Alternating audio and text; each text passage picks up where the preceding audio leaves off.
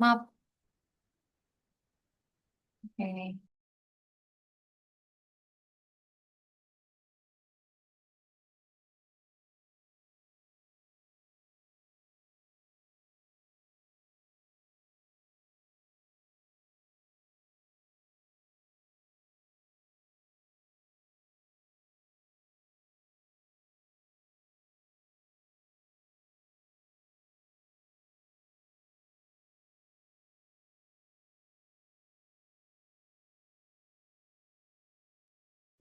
Oke, baik.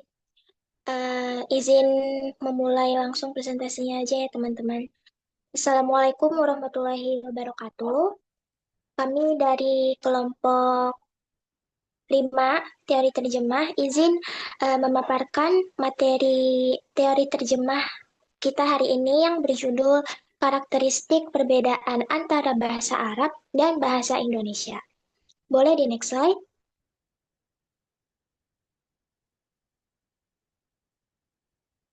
Oke, jadi di kelompok 5 ini ada 7 anggota. Saya sendiri, Zulfa Salsabila Yuniar, Hana Rajia Imtinan, Hafsah Nurul Izati, Mega Dinda Yan Safitri, Safitri Novianti Daulay, Jihan, dan juga Syarifah.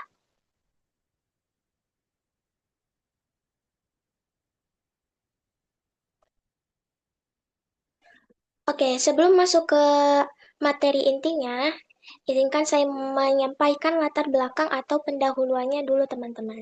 Jadi, bahasa merupakan alat utama komunikasi manusia dalam menyampaikan pikiran, perasaan, dan juga gagasan. Dalam penerjemahan, memahami perbedaan antar bahasa menjadi hal yang penting, terutama antara bahasa Arab dan bahasa Indonesia yang memiliki karakteristik yang berbeda.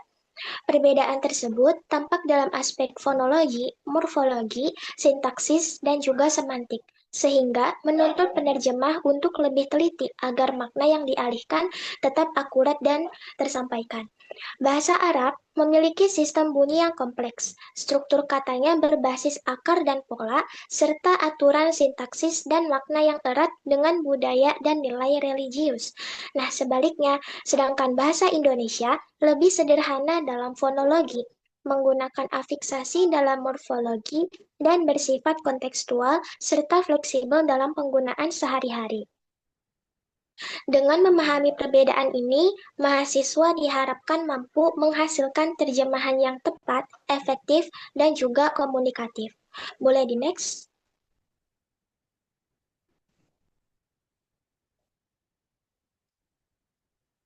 Oke, sedangkan tujuan penulisan dari kelompok kita ini yaitu untuk menjelaskan karakteristik fonologi antara bahasa Arab dan bahasa Indonesia.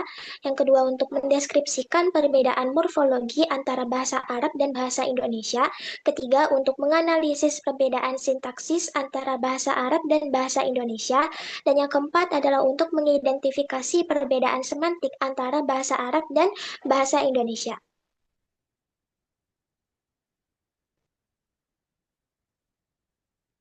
Oke, untuk materi selanjutnya akan disampaikan oleh teman anak. Kepadanya dipersilahkan.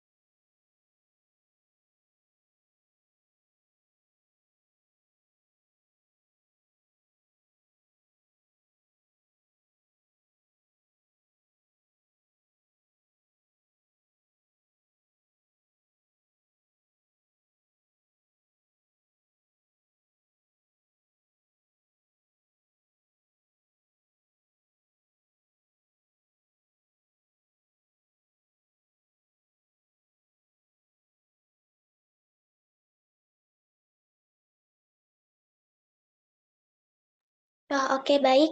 Eh, saya izin menyampaikan bagian karakteristik perbedaan antara bahasa Arab dan bahasa Indonesia. Jadi perbedaannya itu terdapat enam sisi teman-teman. Yang pertama dari segi asal rumpun bahasa. Kalau bahasa Arab dia dari rumpun Semitik, sedangkan bahasa Indonesia yaitu dari rumpun Austronesia. Yang kedua dari segi sistem tulisan. Bahasa Arab menggunakan huruf hijaiyah, sedangkan bahasa Indonesia itu menggunakan huruf Latin. Yang ketiga, dari segi fonologi, bahasa Arab itu lebih kompleks. Terdapat konsonan tenggorokan atau halki. Nah, sedangkan bahasa Indonesia, sistem bunyinya itu lebih sederhana.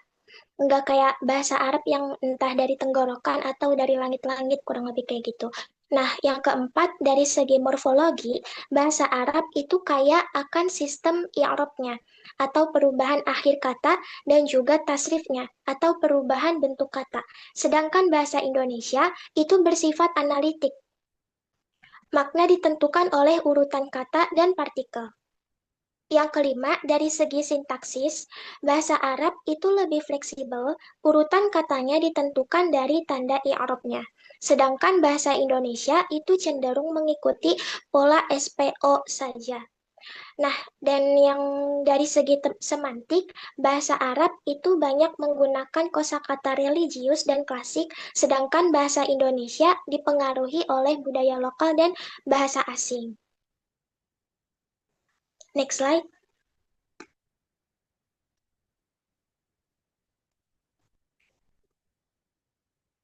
Oke, untuk bagian fonologi akan disampaikan oleh Ukti Safitri. Kepadanya dipersilahkan. Taib syukran ya Ukti Zulfa. Taib teman-teman, sekarang kita masuk ke karakteristik fonologi. Jadi gini, istilah fonologi itu asalnya dari bahasa Yunani kan. Kata pon berarti bunyi dan logos berarti ilmu. Nah, jadi gampangnya fonologi itu ilmu yang ngebahas tentang bunyi-bunyi dalam suatu bahasa. Nah, setiap bahasa tuh kan punya bunyinya masing-masing ya. Tentunya sesuai karakternya. Contohnya, uh, dalam bahasa Indonesia yang termasuk rumpun Austronesia, Austronesia itu kayak nama nama keluarga bahasa gitu, yang biasa dipakai di banyak pulau, termasuk Indonesia. Jadi kalau dibilang, oh bahasa Indonesia itu termasuk bahasa Austronesia, ya berarti artinya bahasa Indonesia itu masih satu keluarga sama bahasa-bahasa lain yang mirip gitu. Contohnya kayak Melayu, Jawa, Sunda, Filipina, dan lain sebagainya. Nah, uh, rumpun bahasa Austronesia itu biasanya bunyinya halus, ringan, sederhana, gampang diucapin, lembut, dan tentunya yang tadi Ukti Zulfa sebutkan itu uh, nggak banyak bunyi di tenggorokannya. Nah, beda sama yang bahasa Arab yang termasuk bahasa Semit. Bahasa Semit itu ya sama, itu nama nama suatu kelompok bahasa gitu. Nah, cuma kalau bahasa Semit ini itu lebih banyak bunyi tenggorokannya atau halqiyah dan bunyi tebalnya atau empatik. Nah, kalau bahasa Austronesia ini dia lebih banyak uh, di Asia Tenggara dan Kepulauan, sedangkan kalau bahasa Semit ini banyak digunakan di daerah gurun dan Timur Tengah. Nah, bisa kita lihat bahwa dalam bahasa Arab itu terdapat 28 bunyi konsonan dari alif sampai ya dan 6 bunyi vokal.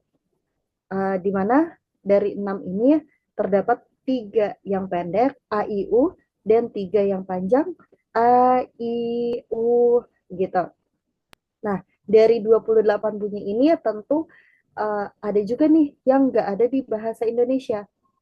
Nah, terus di dalam bahasa Arab juga panjang pendeknya bunyi itu sangat-sangat mempengaruhi makna gitu. Jadi kalau panjang pendeknya beda ya maka maknanya juga beda. Contohnya kata kataba artinya menulis.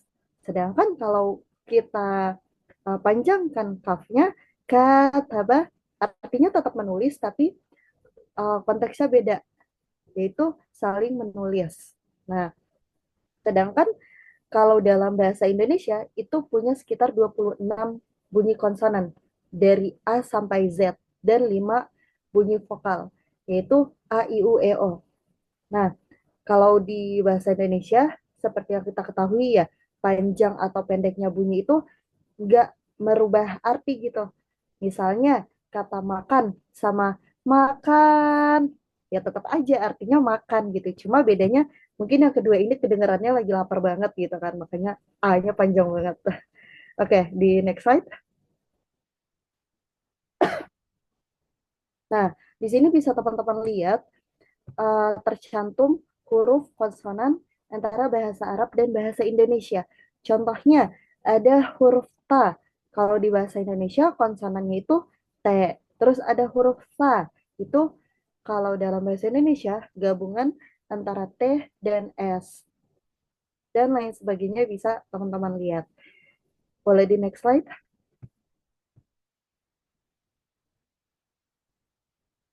Oke, sekarang kita masuk ke makharijul huruf atau tempat keluarnya huruf. Nah, makharijul huruf ini penting banget ya teman-teman.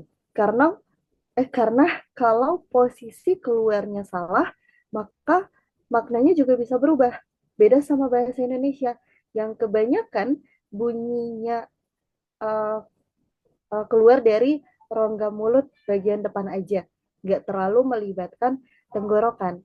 Makanya suara bahasa Indonesia itu kedengeran lebih ringan, halus, dan nggak terlalu banyak tekanan gitu.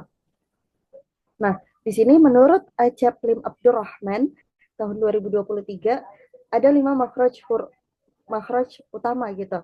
Dan penjelasan ini juga dibahas lebih rinci sama Imam Rusdi Suwaid tahun 2023.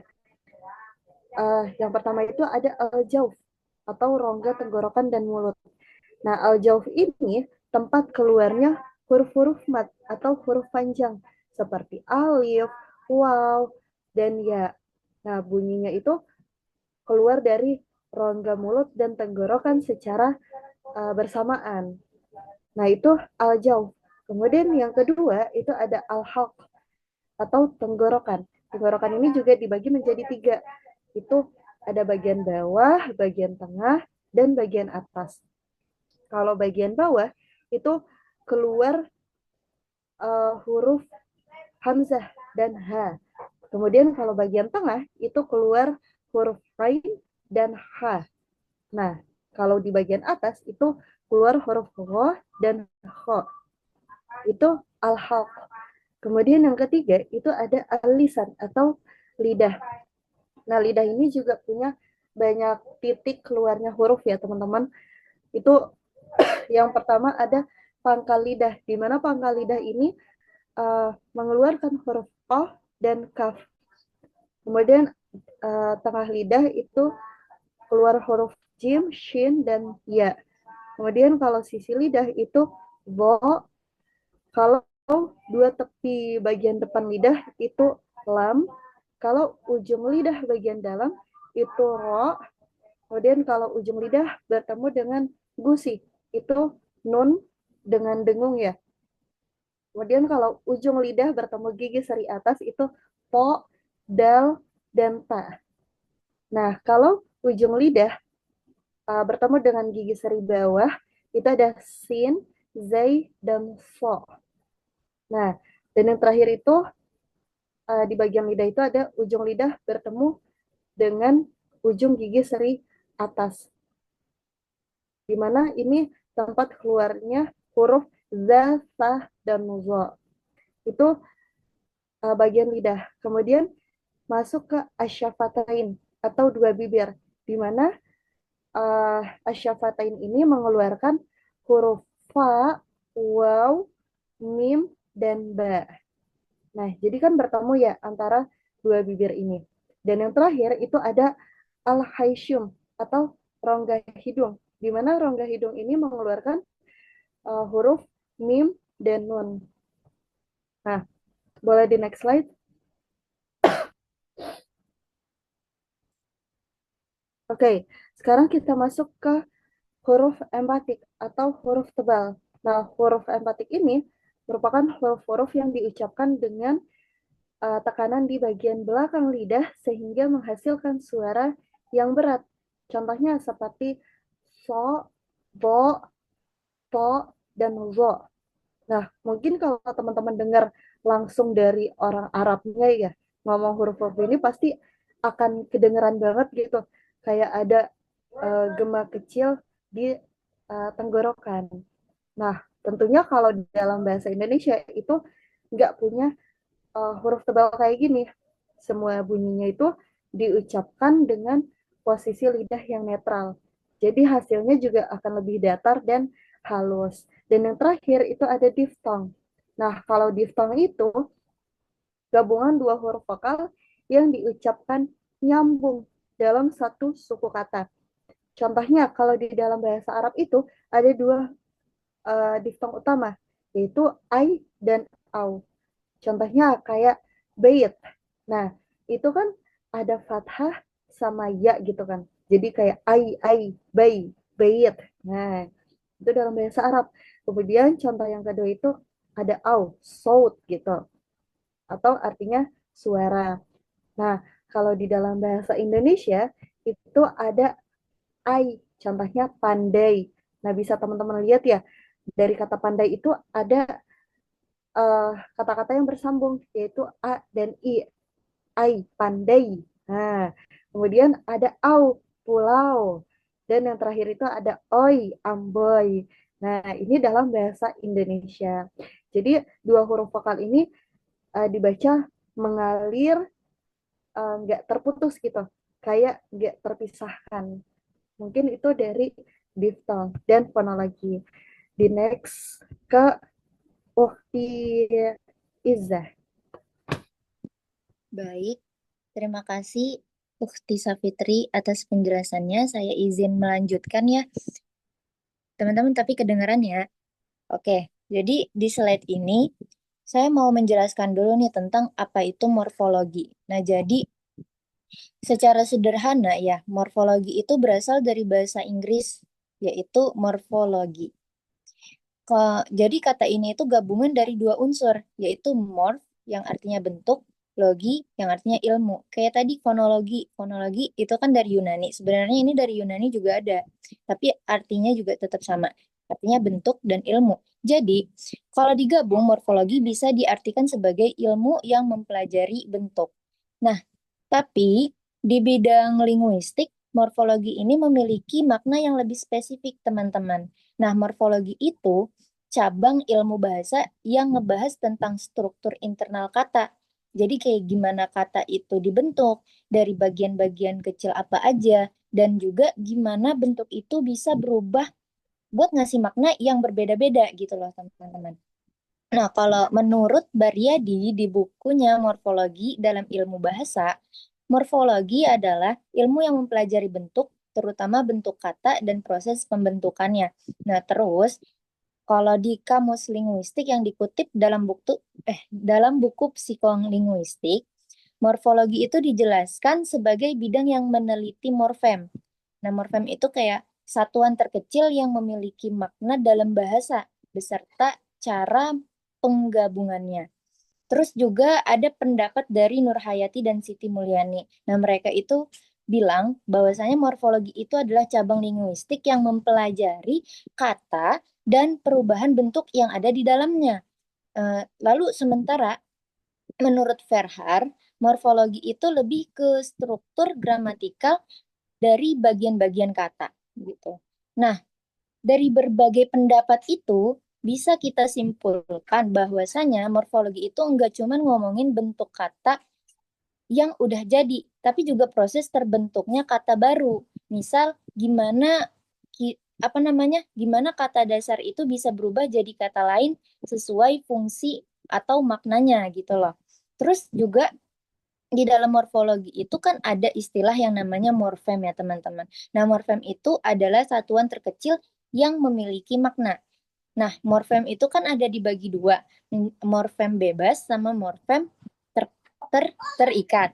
Nah, kalau morfem bebas itu kayak contohnya kayak kata pergi, cantik, tas, kayak gitu. Kayak udah ada kata yang mana kata-kata tersebut apa bisa berdiri sendiri.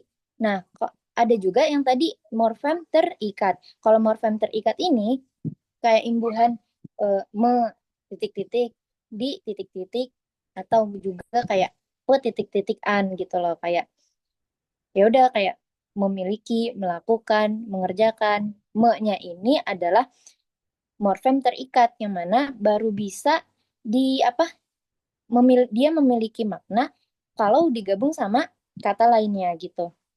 Jadi, intinya morfologi itu penting banget karena dari sini kita bisa paham gimana cara kata itu dibentuk, gimana makna itu bisa berubah lewat bentuknya, dan nanti juga bisa kita lihat perbedaan antara karakteristik morfologi bahasa Arab dengan bahasa Indonesia gitu ya. Yang apa pokoknya yang memiliki sistem pembentukan kata yang berbeda. Lanjut ke slide berikutnya. Nah, di sini kita ngomongin tentang karakteristik morfologi bahasa Arab. Tuh. Nah, yang pertama kita ngomongin tentang sistem akar dan pola, root and pattern system. Nah, sistem ini tuh jadi salah satu ciri khas utama dari morfologi bahasa Arab, teman-teman. Jadi, bahasa Arab itu disebut memiliki morfologi yang bersifat non-linear. Artinya, kata dalam bahasa Arab itu nggak dibentuk secara berurutan kayak nambah imbuhan satu-satu kayak di bahasa Indonesia, tapi kata-kata di bahasa Arab itu dibentuk dari akar konsonan dan pola vokal tertentu yang digabungin. Contohnya kayak tadi kata ba itu menjadi kata. Nah, lanjut ke yang poin B. Akar kata root. Nah, biasanya akar kata ini tuh terdiri dari 3 huruf konsonan ya teman-teman. Dan 3 huruf ini yang menyimpan makna dasar dari semua kata yang berasal dari akar itu gitu. Misalnya tadi itu yang kata ba. Nah, itu memiliki makna menulis, ya kan? Nah, dari akar ini tuh bisa membentuk banyak kata baru dengan makna yang masih berhubungan tergantung pola yang dipakainya gitu loh. Kayak contohnya itu di situ kata bahkan di situ artinya ia telah menulis. Terus ada turunannya, maksudnya berganti kan, membentuk kata baru menjadi yaktubu sedang menulis atau maktubun tulisan atau yang ditulis gitu kan teman-teman. Jadi, dari satu akar kata aja tuh bisa memunculkan banyak bentuk kata baru dan semuanya itu maknanya itu masih berhubungan gitu loh teman-teman. Masih ada menulis-menulisnya. Adalah tulis-tulis gitu lah. Walaupun di sini ada yang ditulis gitu. Itulah kenapa sistem ini disebut akar dan pola karena akar itu menyediakan makna dasarnya sementara pola itu memberikan struktur dan nuansa makna gitu. Lanjut slide berikutnya. Nah, yang tadi kan udah akar kata. Sekarang pola katanya. Pola kata atau pattern. Nah, dalam sistem ini yang disebut pola atau wazan itu kayak gimana ya? Cetakan yang diisi sama akar tadi. Gitu loh. Pola ini tuh terdiri dari susunan vokal dan tambahan huruf tertentu yang bisa mengubah makna dan fungsi gramatikalnya gitu. Misalnya tadi dari akar yang sama kan, kata ba bisa memunculkan bentuk yang lain kayak katib gitu loh, yang artinya penulis. Maktab artinya meja atau kantor. Terus maktub artinya yang ditulis. Nah, semua kata itu masih nyambung maknanya dengan menulis tadi. Tapi fungsi apa namanya dan artinya itu jadi berbeda karena pola yang dipakai juga beda ya teman-teman. Nah, lanjut ke peran fiilnya. Peran fiil dalam bahasa Arab. Nah, terus di dalam tata bahasa itu bentuk kata kerja itu kan kayak kata ba ini itu tuh disebut dengan fiil. fiil ini penting banget karena dia itu jadi inti dalam kalimat verbal kalau dalam bahasa Indonesia. Kalau dalam bahasa Arab jadi jumlah fi'liyah kan. Gitu teman-teman. Pasti teman-teman udah ngerti lah ya sebenarnya fiil, tapi saya coba jelasin lagi ya. Jadi fungsinya fiil ini untuk membuat menunjukkan tindakan, peristiwa atau juga keadaan sekaligus nunjukin waktunya, terus pelakunya, terus juga bentuk perbuatan yang dilakukannya gitu. Jadi kalau bahasa Indonesia kita bilang kata kerja, bahasa Arab kita bilang fiil.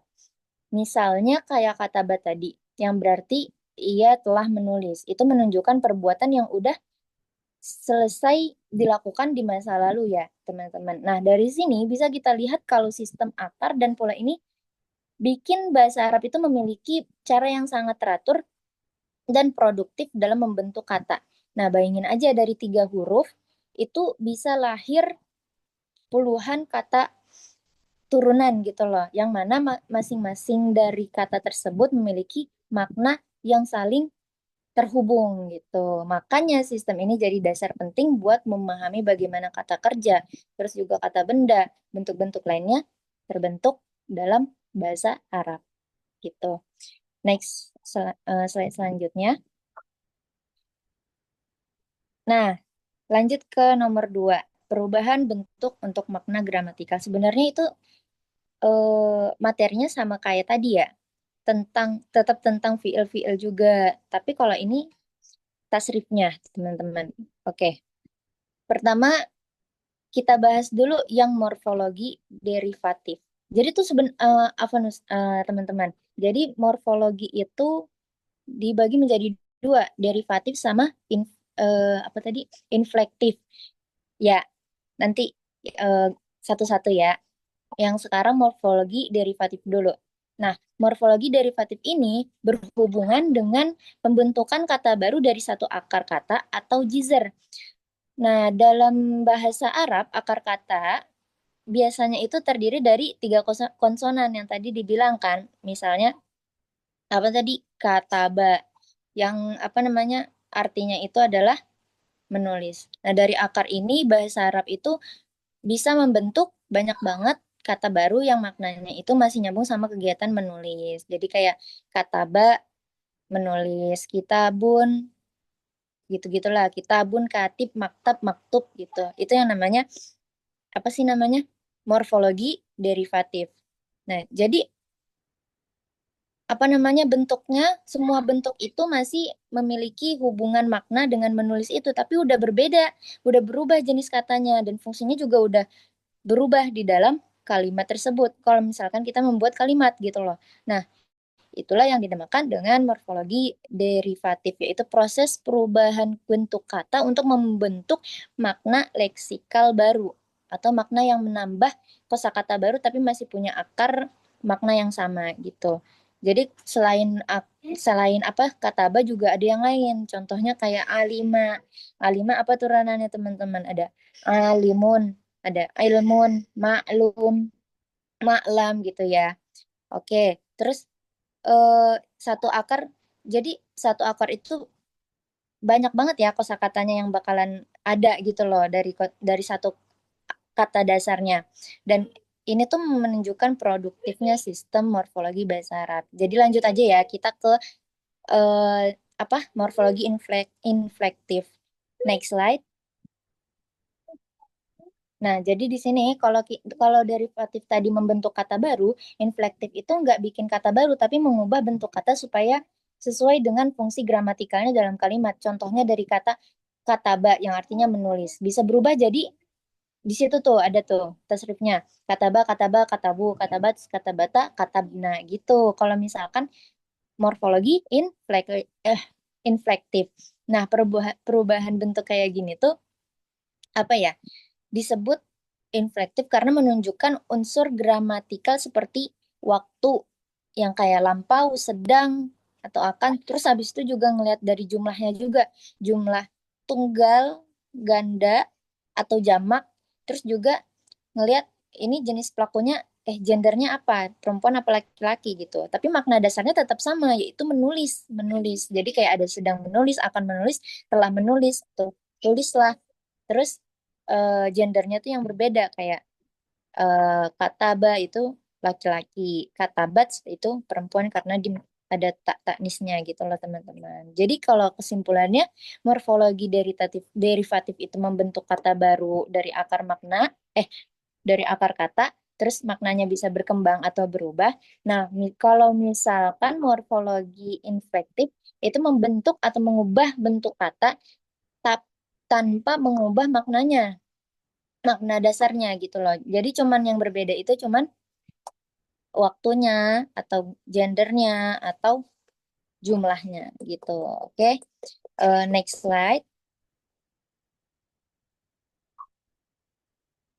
Nah, kita lanjut kepada yang terakhir, kekayaan bentuk jamak dan isim mustaq. Nah, tadi di bagian morfologi derivatif tuh, oh nggak ada ya, nggak disinggung ya. Pokoknya tadi tuh ada sebenarnya, oh ada kayak isim mustaqnya, alimun atau katibun, itu kan isim mustaq ya. Nah, sekarang kita bakal bahas lebih dalam lagi tentang dua hal itu, walaupun teman-teman juga sebenarnya udah tahu ya, yaitu kekayaan isim jamak dan isim mustaq itu dalam bahasa Arab itu jadi bukti betapa luar biasanya sistem morfologi bahasa ini. Nah, kita awalnya. Pertama kita ngomongin tentang isim jamak. Jadi isim jamak itu kan artinya adalah apa namanya? Kata benda yang menunjukkan makna lebih dari satu. Tapi yang menariknya, kalau misalkan di dalam bahasa Arab itu nggak sesederhana kayak di bahasa Inggris. Nggak sesederhana nambahin S aja gitu di belakangnya. Kalau misalkan di dalam bahasa Arab, itu dibagi menjadi dua jamak itu. Jamak yang salim sama jamak yang taksir. Jadi kalau misalkan jamak salim, itu kan kalau artinya itu jamak yang selamat. Selamat itu maksudnya apa? Jadi selamat selamat itu maksudnya nggak berubah sama sekali gitu loh. Contoh di situ muslimun. Muslimun itu kalau jamaknya tetap muslim, tapi cuman hanya ditambah gitu loh, ditambah waw sama nun.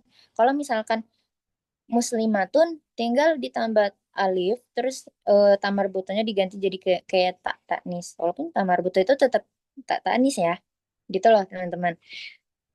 Lanjut ya ke jamak taksir. Jamak taksir itu berarti artinya jamak yang terpecah. Kasarul kasiro taksiron. Kayak kitabun, kutubun, rojulun, rijalun, kolamun, aklam, apalagi teman-teman. Babun, abwab, miftah, mafatih, masjid, masajid, dan sebagainya. Nah, eh, apa namanya perubahan bentuk kayak gini tuh hasil dari sistem morfologi derivatif juga karena dia tuh membentuk kata baru dari akar yang sama tapi maknanya tuh berkembang jadi jamak gitu. Oke, eh, apa ya? Nah, oke. Sekarang lanjut deh. Next slide, Ifti. Sekarang kita bahas yang kedua yaitu isim mustaq. Nah, isim mustaq itu adalah kata benda yang diturunkan dari fi'il madi dengan tujuan menunjukkan suatu objek atau makna yang berkaitan dengan sifat dan tindakan dari kata dasarnya gitu ya teman-teman. Misalnya tadi kata ba. Nah, dari kata-kata ba ini muncullah turunannya tadi. Yang tadi tuh katib, maktub, kitab, maktab itu tuh termasuk kepada isim mustaq. Jadi gitu ya teman-teman, kekayaan morfologi, karakteristik morfologi dalam bahasa Arab. Nah, selanjutnya di next slide itu kita bakalan bahas tentang karakteristik morfologi dalam bahasa Indonesia yang akan dipaparkan oleh teman saya, Hana. Kepadanya dipersilakan.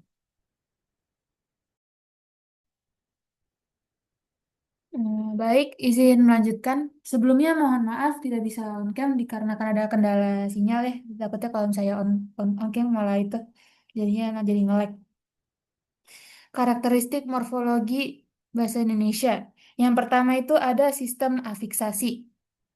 Nah, lain nih dari yang bahasa Arab yang bersifat non-linear yang menggunakan sistem akar serta pola dalam pembentukan akar. Di bahasa Indonesia ini memiliki sistem morfologi yang bersifat linear. Nah, maksudnya apa? Maksudnya proses pembentukan kata dalam bahasa Indonesia dilakukan dengan menambahkan unsur baru atau afiks secara berurutan pada bentuk dasar tanpa mengubah struktur internal kata tersebut.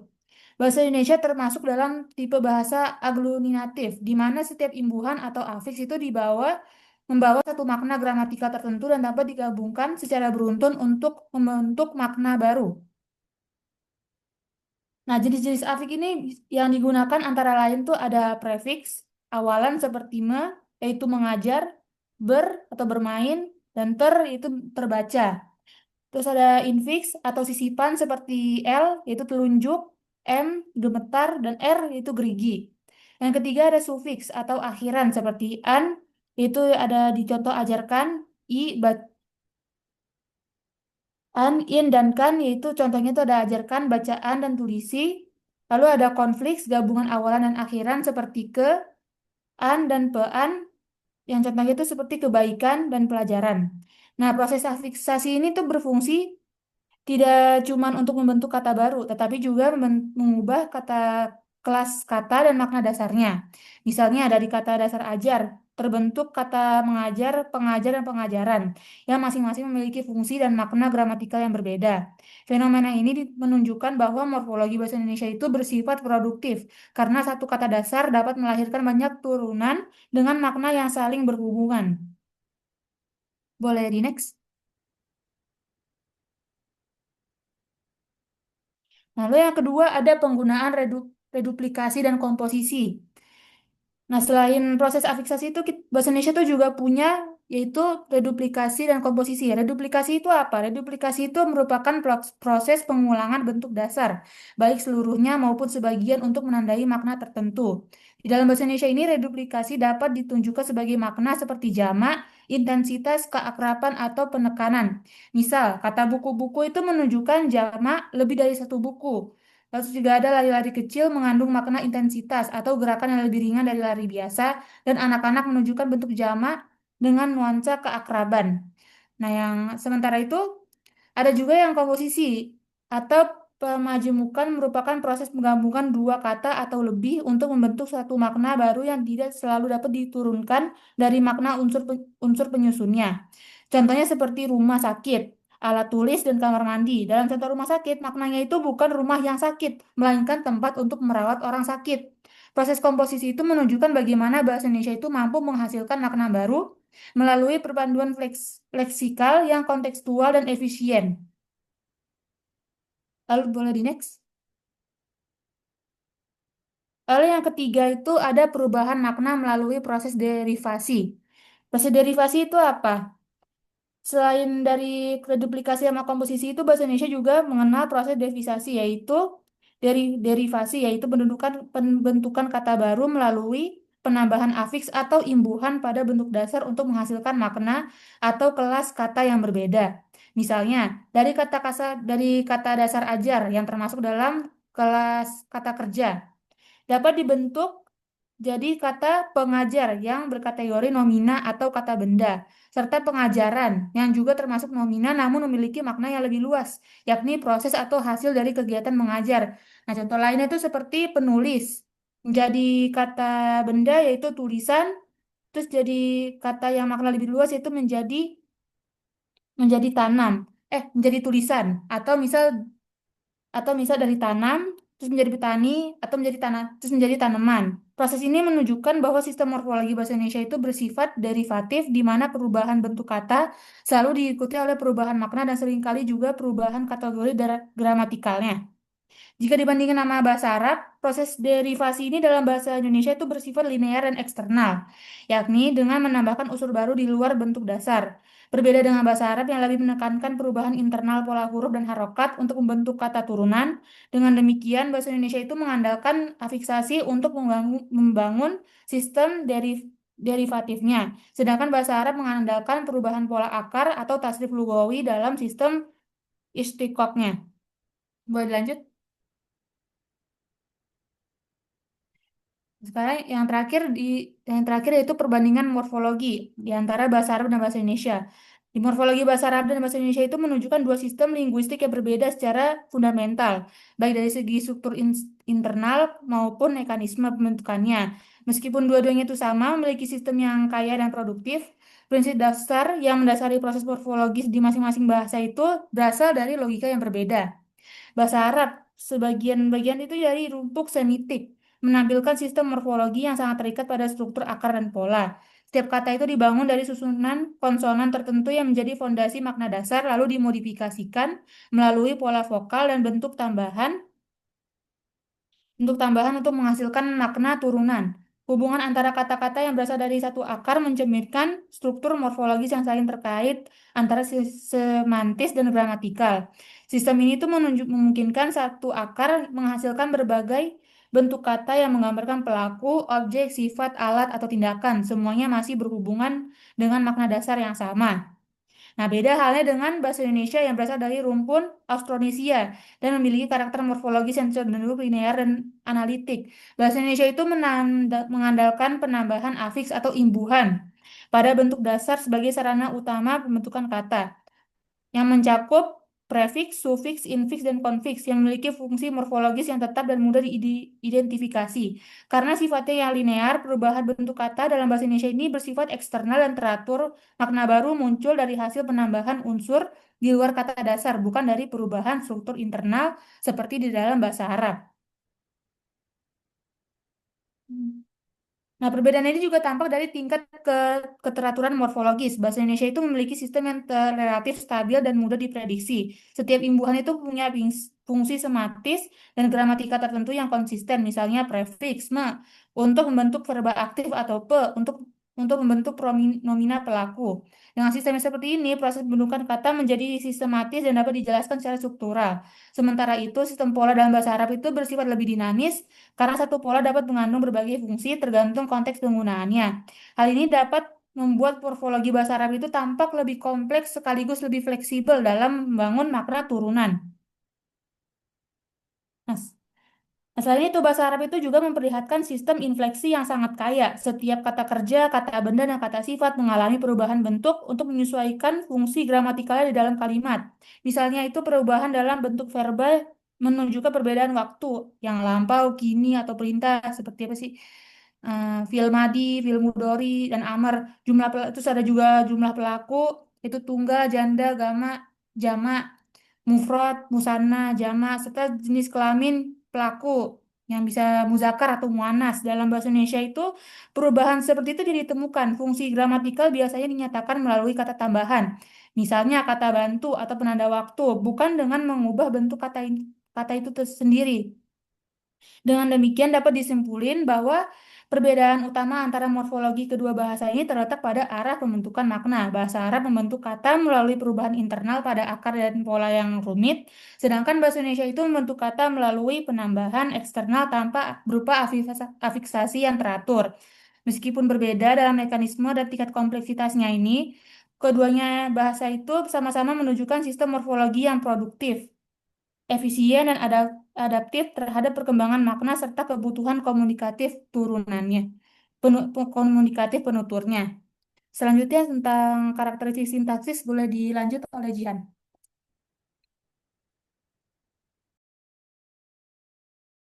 Baik, terima kasih atas kesempatannya. Sekarang kita akan masuk ke materi ketiga, yaitu karakteristik sintaksis antara bahasa Arab dengan bahasa Indonesia. Nah, sebelum kita masuk ke karakteristiknya, kita akan masuk ke materi pertama, yaitu pengertian sintaksis. Nah, dalam bahasa Indonesia, sintaksis itu diduga kuat diserap dari bahasa Inggris, yang dimana artinya adalah sintaksis adalah cabang ilmu bahasa yang mempelajari struktur dan hubungan antar kata dalam kalimat, atau secara singkatnya disebut sebagai ilmu tata kalimat. Nah, secara etimologis, sintaksis berarti menyusun kata menjadi kelompok kata dalam kalimat dan kalimat. Nah, dalam linguistik, sintaksis juga mencakup analisis terhadap frasa, klausa, kalimat, hingga wacana, serta membahas fungsi unsur kalimat seperti subjek, yaitu orang yang melakukannya, lalu predikat, yaitu kata kerja, objek, hal yang dituju, keterangan, bisa keterangan waktu, tempat, dan sebagainya, dan juga pelengkap. Nah, dalam bahasa Arab, kajian sintaksis juga dikenal dengan istilah an-nahwu, yaitu dikenal juga dengan an-nahwu, yaitu ilmu yang mempelajari cara menyusun kalimat agar benar secara gramatikal atau secara strukturnya. Nah, di mana menyusun kalimat agar benar secara gramatikal ini mencakup hal-hal seperti idofah, frasa, jumlah atau kalimat, dan al-kalam yaitu tuturan. Jadi, bisa dibilang sintaksis adalah fondasi untuk memahami struktur kalimat baik dalam bahasa Indonesia maupun bahasa Arab. Boleh di next.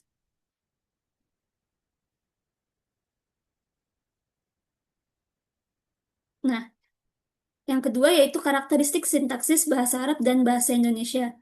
Nah, sintaksis dalam bahasa Arab itu dalam kalimat verbal atau jumlah fi'liyah, yaitu kalimat yang diawali dengan kata kerja memiliki pola dasar, yaitu fi'il, fa'il, dan maf'ul bih. Seperti pada contoh kataba al-mudarisu ad-darsa, yang artinya guru menulis pelajaran. Nah, gimana kataba ini merupakan fi'il, lalu al-mudarisun yaitu guru itu sebagai fa'ilnya, dan ad-darsa sebagai maf'ul bihnya. Nah, namun dalam kalimat nominal atau jumlah ismiyah, yang dimana kalimat yang diawali dengan kata benda, urutan kata menjadi lebih fleksibel. Maksudnya itu seperti apa fleksibel? Eh, maksudnya urutannya itu bisa berubah. Seperti contohnya mubtada bisa jadi khobar atau kita kenal sebagai mubtada muakhor. Mubtada bisa mubtada bisa posisi pindah ke belakang, yaitu jadi mubtada muakhor, yang dimana itu tergantung pada kebutuhan makna atau penekanan dalam kalimatnya. Boleh di next. Nah, salah satu ciri utama dalam bahasa Arab yaitu adalah dengan adanya sistem i'rab, yaitu perubahan akhir kata yang berdasarkan fungsi gramatikalnya. Misalnya, contohnya, misalnya marfu menjadi marfu kalau dalam ilmu linguistik disebutnya nominatif, lalu mansub disebutnya akusatif, dan majrur disebutnya genitif. Yang dimana kalau majrur itu pasti setelah huruf jar. Nah, sementara kalau dalam bahasa Indonesia itu kita nggak ada perubahan akhir kata yang seperti itu ya teman-teman, karena Indonesia itu struktur kalimatnya itu tetap, yaitu SPO, SPOK, bisa juga SPO, keterangan nggak harus, tapi struktur kalimatnya itu yang lengkapnya itu SPOK. Dan nggak bergantung pada bentuk kata, tapi bahasa Indonesia itu lebih bergantung pada urutan katanya. Boleh di next. Nah, yang ketiga, ciri-ciri sintaksis dan perbedaannya pada kalimat. Nah, bahasa Arab umumnya menggunakan pola itu PSO, fi'il, fa'il, maf'ul bih, dengan fleksibilitas tinggi karena sistem morfologinya yang kaya. Nah, kalau bahasa Indonesia, dia menggunakan pola SPO, yaitu subjek, predikat, dan objek yang dibenarkan lebih tetap dan sederhana. Contohnya kayak siswa menulis surat. Nah, itu kan SPO. Kalau misalkan kita balik, misalkan jadi eh, ditulis surat oleh siswa sebenarnya juga masuk, nyambung, cuma kayaknya tuh kurang tepat gitu. Karena kayak bisa lebih baik lagi itu siswa menulis surat gitu. Boleh di next. Nah, lalu kalimat bahasa Arab juga seringkali menggunakan frasa nominal atau verbal, di mana panjang dengan deskripsi mendetail. Di mana panjangnya, di mana kalau bahasa Arab itu dia frasa nominal atau verbal itu panjang dengan deskripsi mendetail, sementara bahasa Indonesia itu lebih ringkas dan langsung. Nah, dalam penggunaan konjungsi bahasa Arab itu biasanya memakai wa yang artinya dan fa yang artinya maka. Kalau di bahasa Indonesia itu kita cenderung memakai konjungsi dan atau tetapi gitu. Jadi secara umum bahasa Arab itu memiliki struktur sintaksis yang lebih kompleks dan dinamis, sedangkan bahasa Indonesia itu lebih sederhana dan mudah dipahami. Boleh di next. Nah, yang keempat, perbedaan dalam penggunaan tata bahasa kata kerja. Nah, dalam bahasa Arab, sistem kata kerjanya itu sangat kompleks karena tergantung pada failnya, pelakunya, objek, maf'ul bihnya, dan waktu atau zamannya. Contohnya, katabah. dia menulis, tapi kita tahu bahwa itu tuh dia telah menulis gitu karena dia termasuk fi'il madi yang dimana waktu itu berarti telah lampau. Nah, kalau yaktubu itu berarti dia menulis, tergantung pada fa'ilnya dan juga bisa juga dari zamannya kalau dia tuh apa fi'il mudhari. Nah, kalau aktubu itu tadi saya menulis, dari fa'ilnya juga kelihatan bahwa itu ana yang nulis gitu kan. Dan dia juga zamannya kita tahu bahwa dia eh, fi'il mudhari gitu. Boleh di next?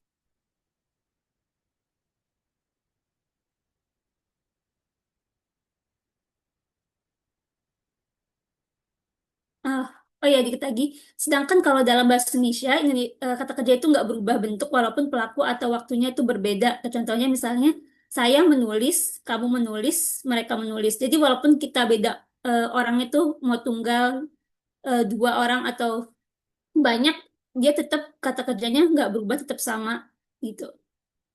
Nah, kalau untuk menunjukkan waktu, bahasa Indonesia itu kita menambahkan waktu kayak, ya misalkan kita sudah menulis, atau kita sedang menulis, atau kita akan menulis itu. Jadi bisa disimpulkan bahwa tata bahasa kata kerja dalam bahasa Arab itu lebih kaya dan dinamis, sedangkan bahasa Indonesia itu lebih sederhana dan lebih kontekstual, sesuai dengan konteks keadaan yang terjadi gitu. Hmm. Untuk materi berikutnya akan dijelaskan oleh teman saya Dinda. Oke, terima kasih teman-teman atas waktunya. Kelompok kami ini banyak ya pembahasannya, jadi semoga teman-teman semua masih bisa menyimak dan mengikuti. Oke, kita lanjut. Ana akan mau menjelaskan tentang karakteristik sintaksis dalam bahasa Arab. Nah, Afan, next, next slide, Afan. Karakteristik semantik dalam bahasa Arab. Oke. Semantik ini, ilmu semantik ini yang udah kita pelajari dalam semester 5 kali ini ya, yaitu ilmu dalalah.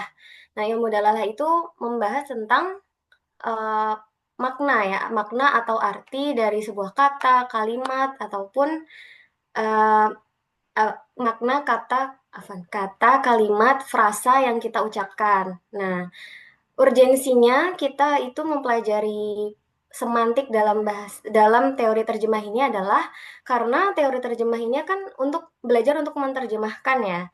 Dan menerjemahkan ini pasti kita membutuhkan pemahaman tentang makna. Nah, di situ makanya kita mempelajari semantik ini. Oke. Agar bahasa sumber itu dapat tersampaikan dengan jelas maknanya ke bahasa target. Oke, bisa di next.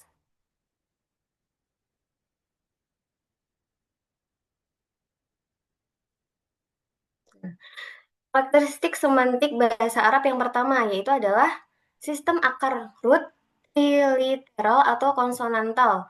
Ini sudah dijelaskan sama Uhti Izzah sebelumnya, yaitu sistem kata ini dalam bahasa Arab itu tuh bersumber dari satu kata atau satu akar kata. Biasanya terdiri dari 3 huruf ya, atau biasa kita kenal dengan sulasi. Nah, contohnya, sama kayak kata ba, kaf, ta, ba. Nah, Ana ambil contoh yang lain ya, yaitu misalkan jalasa, jim, lam, dan sin. Kita bisa buat jadi jalasa itu menjadi jalisun, orang yang duduk. Kemudian majelis, tempat tempat untuk tempat duduk-duduk ya. Maksudnya kalau misalkan kita udah di bahasa kita menjadi serapan bahasa kita biasa mengartikan majelis ini dengan ini tempat bersama-sama berkumpul untuk menuntut ilmu itu ya biasanya majelis. Kemudian julusun atau cara duduk nah kayak gitu. Jadi dari akar kata jim, lam dan sin itu kita bisa uh, melihat gitu. Apa namanya? Melihat cabang-cabang cabang-cabang bahasa, cabang-cabang dari akar kata ini gitu. Dan cabang-cabang dari akar kata yang tadi itu mereka masih saling berhubungan. Kayak tadi ya, jalasa yang artinya duduk, bisa jadi orang yang duduk, cara duduk, kemudian tempat duduk kayak gitu. Kemudian bisa next slide. Yang kedua itu adalah polisemi dan kemungkinan makna. Muta'addid atau muhtamal. Jadi karakteristik semantik bahasa Arab ini dia punya makna yang banyak. Nah, makna yang banyak sehingga kita tuh harus mengartikannya sesuai dengan konteks gitu, kontekstual. Contohnya adalah ainun. Ainun itu kan artinya biasa kita tahu adalah mata gitu ya. Nah, tapi ketika kita ada sebuah kalimat gitu. Contohnya di sini adalah syaribtu min ainin jariyah. Kita tidak bisa semena-mena itu mengartikannya adalah saya minum dari mata yang mengalir gitu. Enggak, tapi kita mata mata yang mengalir. Nah, tapi kita menerjemahkan ainun ini dengan air mata. Dengan mata air apa? Dengan mata air. Nah, itu ya. Kemudian dalam kalimat ini ro'a itu bi'ainayya, saya melihat dengan kedua mata saya. Nah, ini baru kita menggunakan makna secara makna aslinya yaitu ainun yang artinya mata gitu. Jadi harus melihat sesuai konteksnya ya atau ciri-ciri dari kalimat itu sendiri. Bisa next. Nah, yang ketiga itu adalah vokal pendek atau harokat tidak tertulis. Jadi dalam bahasa Arab ini kita dapati di buku-buku ulama atau buku pelajaran juga ada yang di atas pemula tingkatannya itu biasanya harokatnya udah dihapus ya. Buku gundul gitu, Arab gundul ya biasa kita ngomong. Nah, ini tuh jadi salah satu karakteristik semantik bahasa Arab dan kita tuh harus bisa mengerti gitu ya. Ini tuh tulisannya bacaannya apa? Contohnya di sini kaf ta ba itu bisa kita harokatin jadi kataba, bisa juga kutiba, bisa juga kutubun. Nah, lagi-lagi sesuai konteks. Kayak contohnya adalah kaf ta ba, kemudian ada lanjutannya Muhammad ad-darsa. Apakah kita membacanya dengan kutiba? Kan enggak ya, karena kita sambungkan dengan ilmu sintaksis atau ilmu nahwu yaitu kutiba artinya kan telah ditulis gitu kan ya. Nah, kutiba ini kan majhul dan sedangkan majhul ini tidak boleh fa'il tidak boleh tertulis. Jadi Muhammadun di sini apa dong? Nah, jadi kita harus ada ini apa? Ada kaitannya gitu. Kita harus ngelihat. Jadi yang benar bukan kutiba Muhammadun ad-darsa, tapi adalah kataba Muhammadun ad-darsa gitu. Terus selanjutnya ada kutubun itu ya. Kutubun dari kaf takba kita juga bisa membaca menjadi kutubun gitu. Artinya buku-buku. Oke, lanjut next. Kemudian yang keempat, karakteristik yang keempat itu adalah penanda definitens, jelas alif lam, dan sistem kasus atau pronomina yang mempengaruhi makna referensial. Kita biasa tahu itu sebagai ma'rifah dan nakiroh atau at-ta'rif dan at-tankir. Nah, bahasa Arab ini tuh beda dengan bahasa Indonesia ya. Kalau bahasa Indonesia mungkin ya nggak ada kaidah alif lam ini gitu. Jadi ta'rif atau yang biasa kita kita kenal dengan ma'rifah ini bisa ditandai dengan alif lam gitu kan ya atau dengan idhofah. Nah, alif lam di sini itu kalau kita terjemahkan ke bahasa Indonesia misalkan Alkitabu itu kita akan terjemahkannya sebagai buku itu atau buku yang sudah terdefinisi gitu ya. Jadi udah jelas maksud bukunya tuh bukunya yang mana. Sedangkan kalau kita ngomong kutubun atau kitabun itu kita belum jelas alias maknanya adalah buku secara umum gitu. Itu karakteristiknya yang tidak ada di bahasa Indonesia. Next. Terakhir, ini seperti bahasa Indonesia nih mirip. Jadi beragam gaya retoris dan kebiasaan idiomatik. Di bahasa Arab ini juga ada peribahasa ya, seperti peribahasa kalau kita bilang di bahasa Indonesia.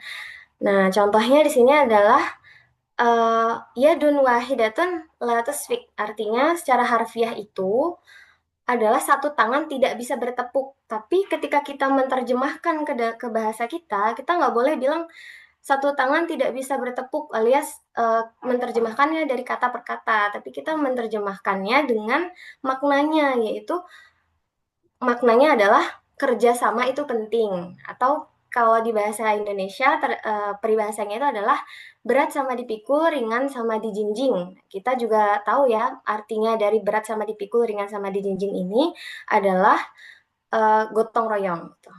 Gotong royong. Jadi penerjemahan ini harus menangkap makna budaya juga, bukan hanya menerjemahkan dari satu kata ke satu kata yang lainnya, agar tetap tersambung. Oke, berikutnya karakteristik semantik bahasa Indonesia akan dijelaskan oleh teman Ana Syarifah.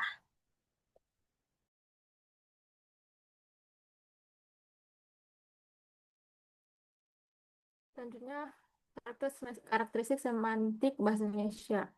Yang pertama, afiksasi sebagai penentu makna. Afiksasi berarti penambahan imbuhan pada kata dasar seperti awalan, sisipan, atau akhiran. Contohnya dari kata dasar ajar, bisa kita menghasilkan kata belajar, yaitu proses memperoleh ilmu. Mengajar, yaitu memberikan ilmu. Pengajar, orang yang mengajar. Ajaran, yaitu hasil dari kegiatan mengajar. Atau doktrin atau ilmu. Kalau dalam bahasa Arab, perubahan makna seperti itu bukan dari imbuhan, tetapi dari pola akar konsonantal, yaitu sistem 3 huruf dasar. Misalnya, kata ba yang sudah dijelaskan, yang bisa membentuk banyak kata seperti katabah, kitab, maktab, dan sebagainya. Jadi perbedaannya, bahasa Indonesia makna berubah karena imbuhan, bahasa Arab makna berubah karena pola akar kata. Yang kedua, makna lebih eksplisit lewat kata penjelas. Bahasa Indonesia biasanya menggunakan kata bantu atau kata tunjuk untuk menjelaskan makna. Contohnya, dalam bahasa Arab cukup menambahkan al pada kata kitab menjadi Alkitab, yang berarti buku itu. Sedangkan dalam bahasa Indonesia kita harus menambahkan kata tunjuk seperti itu sehingga menjadi buku itu. Bahasa Indonesia tidak memiliki artikel seperti al dalam Arab atau sudah dalam bahasa Inggris. Jadi kalau mau menunjukkan sesuatu yang sudah diketahui, kita harus menambahkan kata penjelas. Ketiga, reduplikasi untuk makna gramatikal. Dalam bahasa Indonesia, bentuk jamak atau makna banyak sering ditunjukkan dengan pengulangan kata. Misalnya orang, jadinya orang-orang, sayur, sayur mayur. Dalam bahasa Arab, bentuk jamak tidak dibuat dengan pengulangan, melainkan dengan pola kata khusus, seperti jamak taksir dan jamak muannats, muannats dan mudzakkar salim. Keempat, polisemi dan homonim. Polisemi berarti satu kata punya banyak makna yang masih berhubungan. Homonim berarti kata yang sama lafal dan ejaannya, tapi berbeda maknanya. Contohnya dalam bahasa Indonesia, kata bisa. Bisa berarti racun ular. Contohnya ular itu berbisa. Atau bisa berarti kemampuan. Contohnya saya bisa membaca. Maknanya ditentukan oleh konteks kalimat.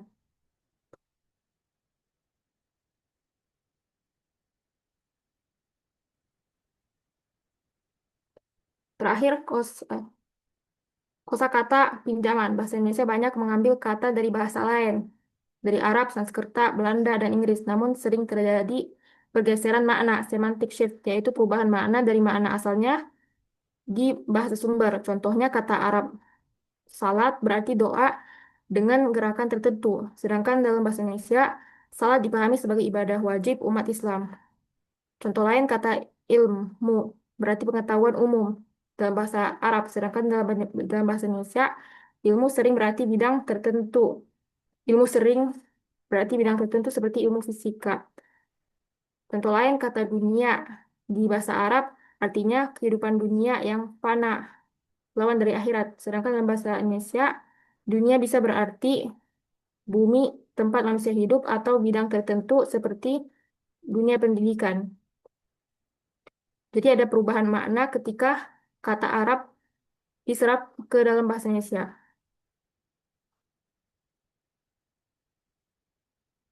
Selanjutnya, implikasi terhadap ketepatan menerjemahkan.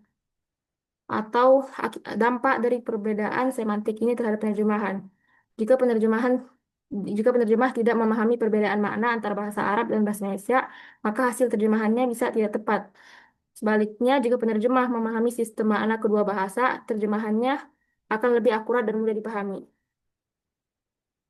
Eh, yang pertama, polisemi dalam bahasa Arab. Misalnya kata ain bisa berarti mata, mata air, emas, atau bahkan orang tertentu. Kalau penerjemah tidak memperhatikan konteks, dia bisa salah memilih arti. Jadi penerjemah wajib memahami konteks kalimat.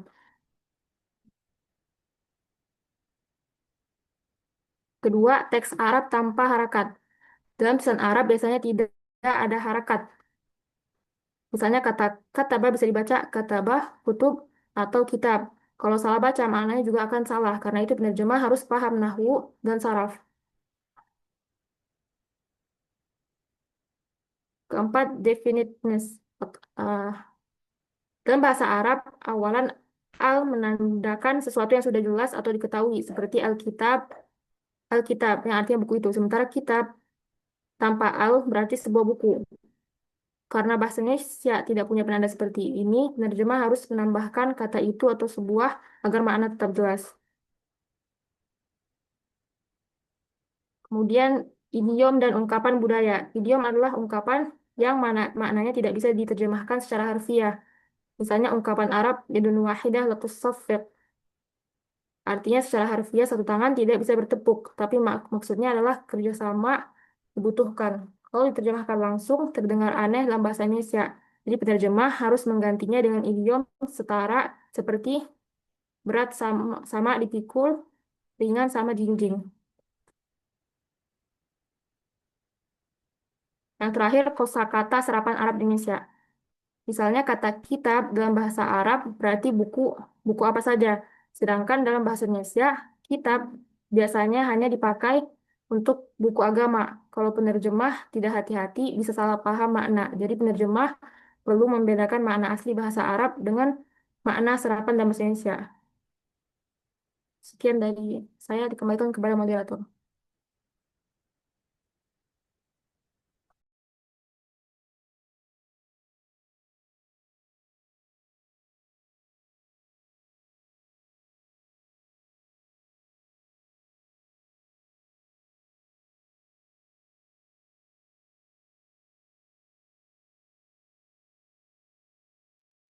Oke, yang terakhir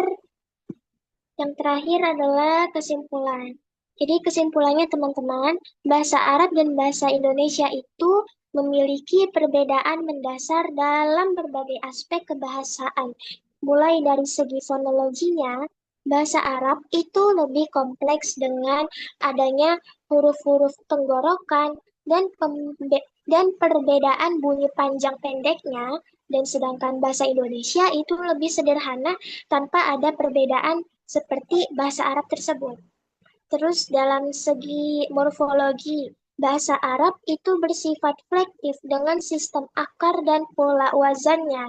Nah, sementara bahasa Indonesia itu tidak ada yang namanya pola wazan.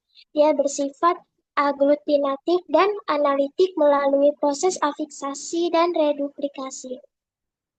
Terus yang ketiga, dari sisi sintaksisnya, bahasa Arab itu punya struktur yang lebih fleksibel karena adanya sistem i'rab. Sedangkan bahasa Indonesia cuma cenderung dengan berpola tetap SPO atau subjek, predikat, dan objek. Terus yang terakhir, secara semantik, bahasa Arab sangat dipengaruhi oleh konteks budaya dan religius. Sedangkan bahasa Indonesia itu lebih eksplisit dan kontekstual.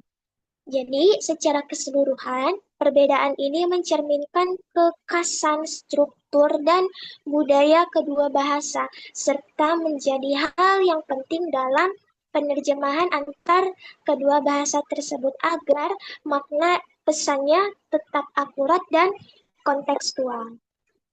Oke, next slide. Oke, syukron teman-teman anggota kelompok yang sudah menyampaikan materinya dengan baik, dan juga kepada teman-teman yang sudah mendengarkan dan menyimak presentasi kita dari awal sampai akhir. Eh, Sesi berikutnya yaitu kita membuka diskusi dan tanya jawab teman-teman. Bagi teman-teman yang bingung atau masih ada yang ingin ditanyakan, silahkan raise hand dan sebutkan nama dan juga kelompoknya.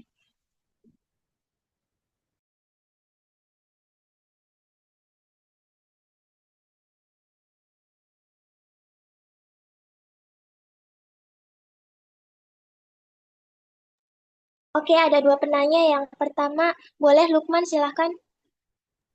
Sebelumnya terima kasih atas materinya, teman-teman pemakalah, atas materi yang Masya Allah kompleks banget dan banyak banget. Ana Lukman dari kelompok 1 izin tanya. Tadi sempat dibahas untuk struktur kalimat yang ada di bahasa Indonesia sama bahasa Arab. Dimana kalau kita bentuk pasif, kalau pakai isim kafiyah majhul, itu nggak boleh ada yang namanya fa'il gitu, adanya naibul fa'il. Sedangkan kalau di bahasa Indonesia itu ada, misal aku dipukul olehnya, aku dipukul oleh musuh-musuhku. Nah, semisal kita mau terjemahin nih dari teks bahasa Indonesia, tapi benar-benar kita mau munculin si fa'il dari kata dipukulnya itu, kira-kira bisa nggak ya? Sedangkan tadi disebutinnya kan kalau bahasa Arab itu kalau fi'il majhul tuh nggak ada fa'ilnya gitu, adanya naibul fa'il. Sama satu lagi pertanyaannya kalau boleh. Kalau di fonetik bahasa Indonesia itu kan ada yang namanya eng ya, sebutan eng, ngilu atau ngopi. Nah, kalau di bahasa Arab mungkin bukan sebagai bentuk huruf tapi mungkin kalau itu situasional kayak mungkin di tajwid ada namanya ikhfa. Dan mati ketemu huruf-huruf ikhfa baru tuh terjadi yang namanya dengung eng. Nah, apakah dengung yang di tajwid ikhfa itu sama dengan dengung yang ada di bahasa Indonesia yang eng tadi itu? Kira-kira dua pertanyaan itu jelas gak ya?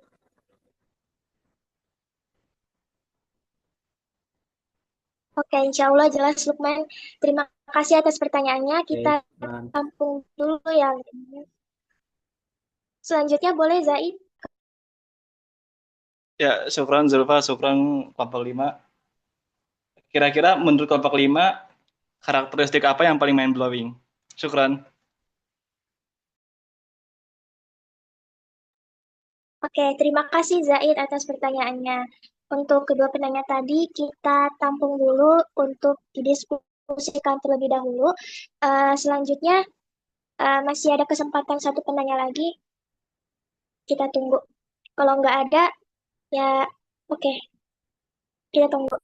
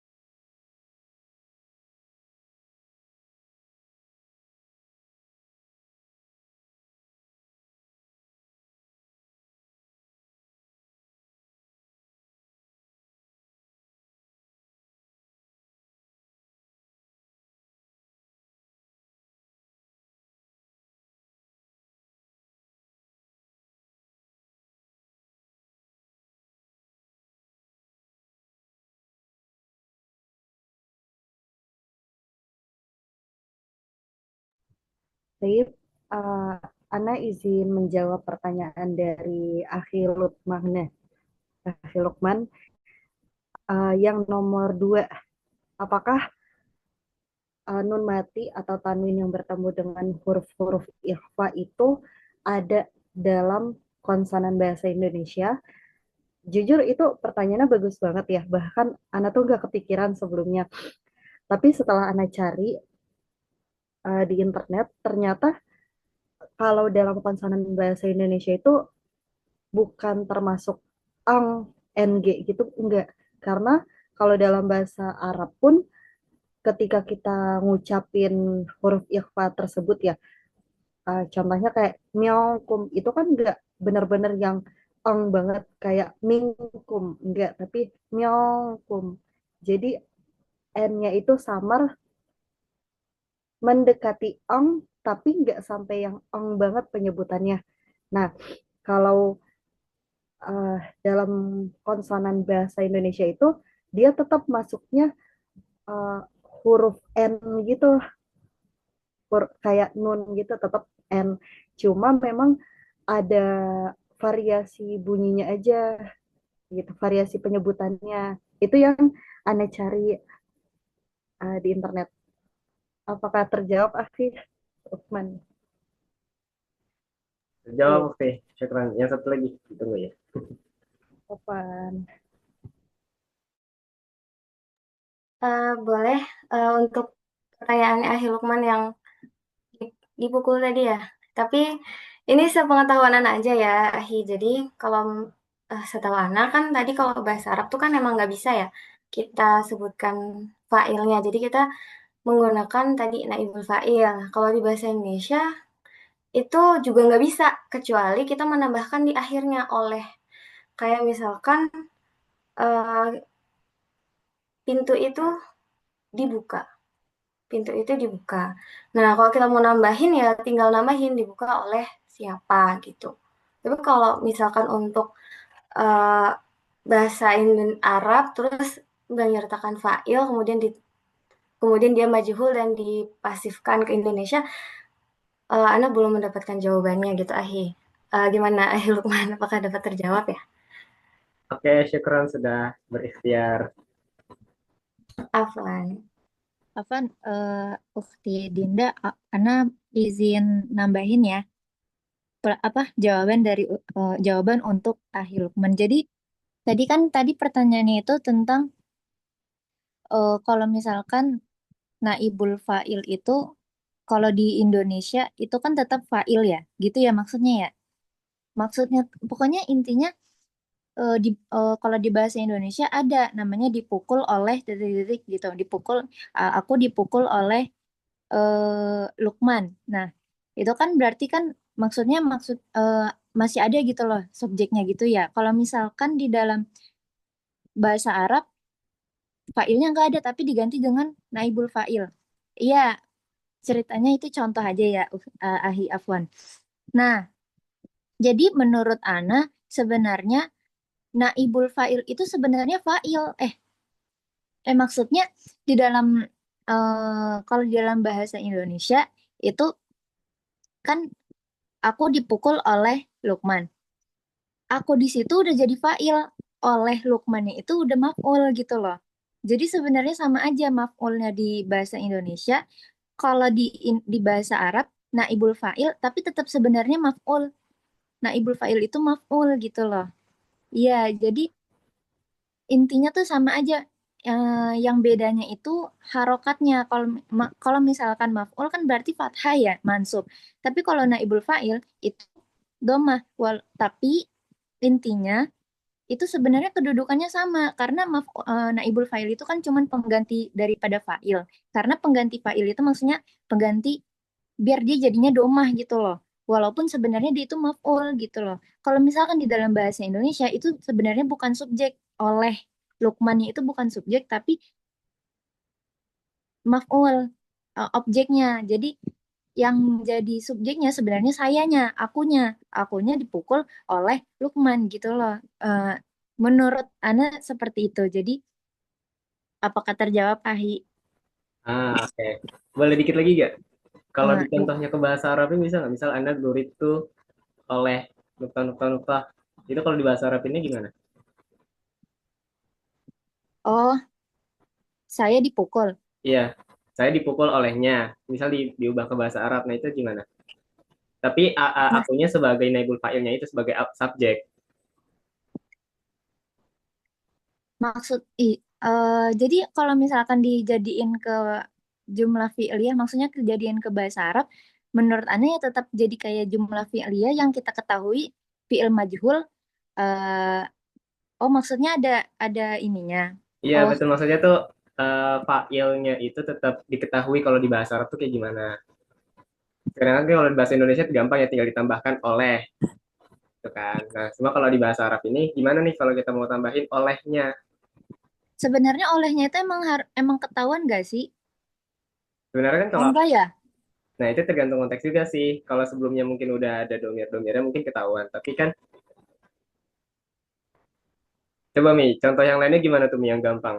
Pengen tahu bahasa Arabnya aja deh. Misal saya di ini, saya di gini giniin olehnya.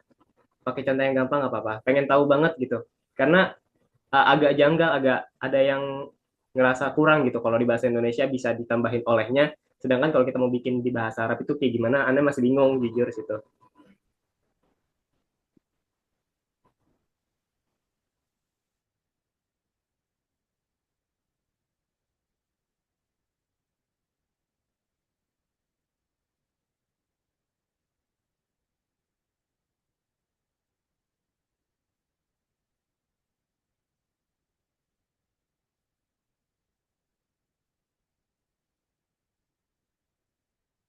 Atau mau di luar Zoom ini aja, karena pertanyaannya Hizaid kayaknya belum terjawab dan waktunya tinggal sedikit, nanti kita di luar Zoom ini aja mungkin ya. Syukran teman-teman semua yang sudah mau berdiskusi. Gimana nih, Lukman?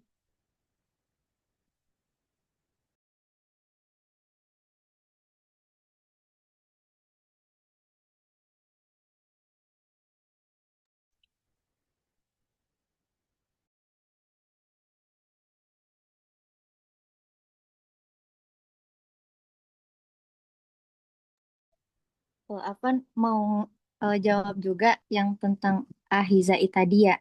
Karakteristik apa yang menurut kami itu mind blowing. Tapi menurut Ana sebenarnya ini menurut Ana bukan menurut kami. Mungkin nanti teman-teman yang lain bisa ini ya sama-sama coba jawab aja. Jadi kalau dibandingin semua karakteristiknya itu menurut Ana yang paling mind blowing itu ya morfologi gitu loh, karena kan Ana ya yang presentasi morfologi, jadi menurut Ana yang itu soalnya satu kata bisa berubah-ubah bentuk gitu loh, tergantung fungsinya, terus jumlahnya juga, jenis kelaminnya juga, terus posisinya di kalimat tersebut juga bisa berubah-ubah gitu loh. Contohnya tadi kan yang kata-kata ba jadi kata yak tubuh itu kan sebenarnya ribet ya karena sorof gitu loh. Menurut Ana sih gitu ya. Kalau sedangkan ya udah gitu loh, bahasa Indonesia kan kalau jauh lebih simpel ya, kayak misal nggak ada gitu loh sorof-sorofnya. Jadi menurut Ana itu yang paling mind blowing kalau misalkan kita bandingin adalah kita orang Indonesia terus tiba-tiba eh, disuruh tasrifin aku sedang, aku akan, itu kan agak-agak pusing gitu loh. Ya, jadi menurut Ana dan teman-teman mungkin ya itu morfologi. Bagaimana Zaid? Apakah mau ini? Mau apa? Sip. Syukran. Syukran kelompok 5. Terima kasih. Oke, terima kasih teman-teman yang sudah bertanya. Apakah ada penanya lagi yang mau menyampaikan pertanyaannya? Kalau misal udah nggak ada, kami cukupkan. Beneran ya, nggak ada ya. Kami izin langsung tutup ya. Oke. Baik, sekian dari kelompok 5. Semoga penyampaian materinya kali ini walaupun agak banyak, pembahasan mulai dari 4 segi karakteristiknya, tapi semoga bisa dipahami. Terima kasih teman-teman yang sudah mendengarkan. Kurang lebihnya mohon maaf. Wassalamualaikum warahmatullahi wabarakatuh.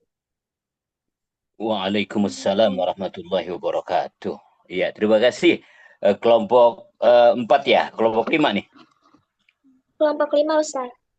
Oh, kelompok 5. Iya betul, itu sangat wow ini, sangat wow ya. Luar biasa ya.